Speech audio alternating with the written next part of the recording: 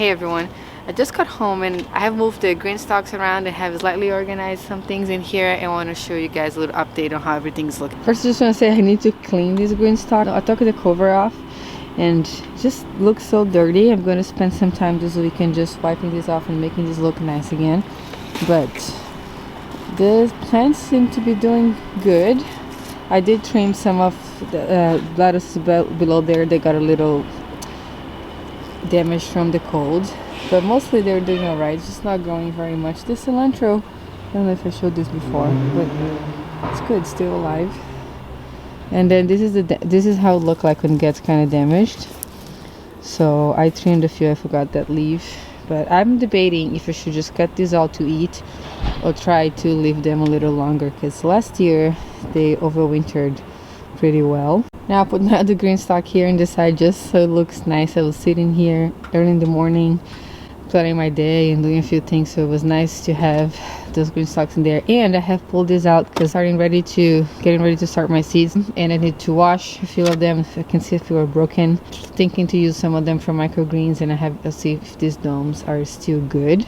So this is kind of basically how I wanted to look in the future. The green stalks in there, have this nice table over here so we can come here, have coffee in the morning, plan our day. And then obviously those planters are going to have things growing in it, just not going to be dead in there. Out here I covered the raised bed because the feral cats that live around here, they were using it as a litter box, and I want to discourage that because in case anything is contaminated, I don't want to contaminate our veggies or anything that we're planning to grow here. And I moved the brown green stalk out there. It's kind of the things are looking a little sad. I haven't covered them. This is the one that I did not cover, so I'm not sure if those guys are gonna make it. But I really like so far the look with this put a little table in there. And I hung some pots because this part of here is a mess. I still have a lot of pots and stuff in the back, and there's a lot of my pots in here that and some that my neighbor left there still has soil in it. I'm going to show you guys how I'm going to mend this in the spring. And here's a bag with leaves that I want to use as mulch when I have time to do this raised bed. I put the chicken wire in here just so the cats won't come and use this litter box. Like I said, the tarp won't cover it up to here. There's some plants and shrubs in there, so it couldn't really come straight. And I put a planter in there to make like an obstacle, so it's hard for them to get in. But I'm gonna try to see how I can organize below there. But that's kind of like how it's looking. I tried to put some pots in here and one there, just so it's not so many things built in that little corner. We have this little mat that was in the front yard, and I moved over here. But now Danny and I have a little place to eat if we want to eat outside. Even though it's cold, we like spending time outside.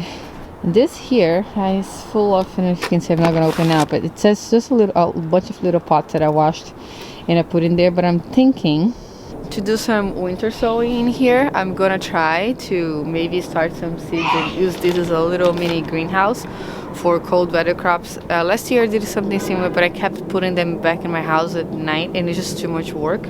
So I've been seeing a lot of people just saying that you can just leave them outside. I'm gonna run a little experiment in here. I think hopefully by the end of this month or the beginning of February. The front yard is also mostly cleared by now. I decided that I'm not going to take care of the plants that I had overwintering there.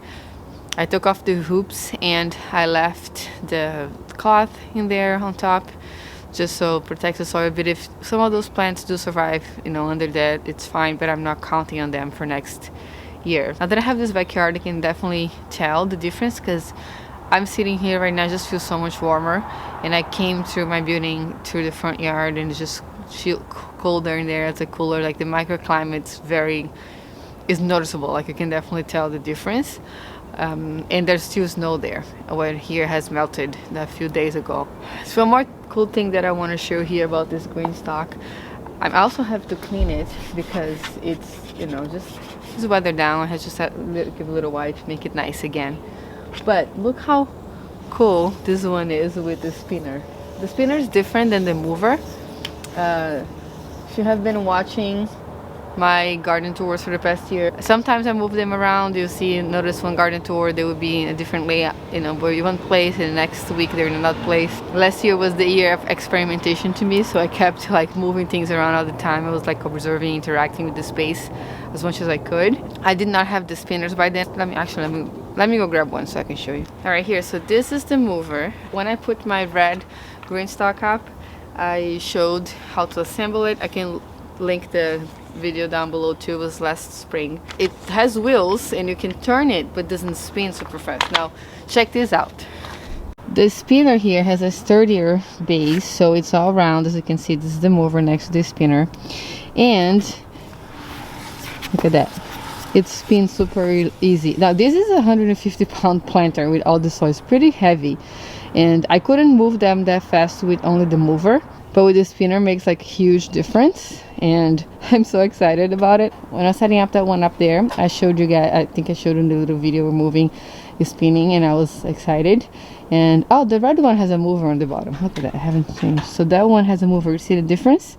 That guy here and the spinner here. I haven't put wheels in this yet. It's kind of my mistake because I was thinking that I wanted to, it would be okay that I wasn't going to move that one in the corner, but now I'm thinking that I should have, because I have that extra mover with wheels, I should have put the wheels in there, which means that I'm going to have to stick the splinter down and do it, which is okay. I'd rather do that and have the wheels then and make it more functional. But another cool thing about this spinner is that because it's round, it fits other pots. So let's say if you had a bigger heavy pot, you can also move it around and spin it for sun or whatever you want.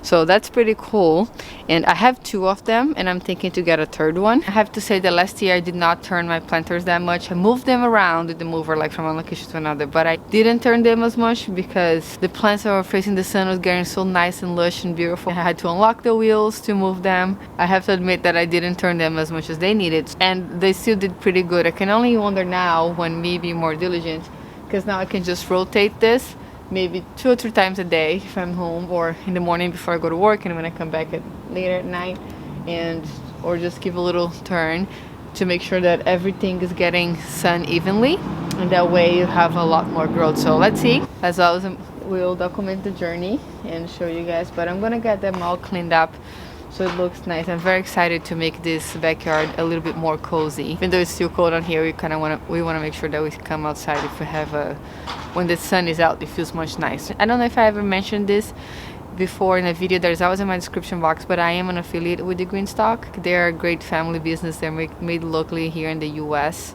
and they're just very nice people. I bought this brown one. It was my first one I loved it, and I bought my red one as well.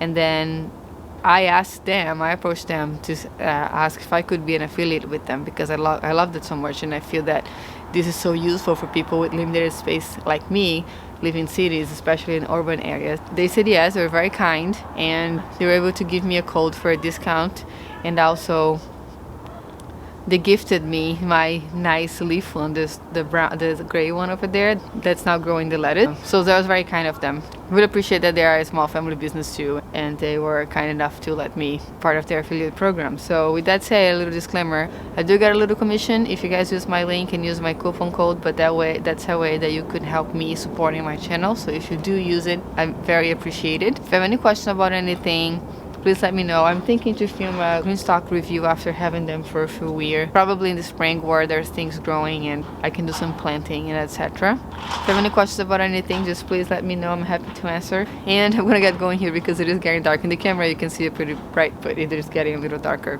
Thank you so much for watching and hanging out with me today, and I'll see you next time.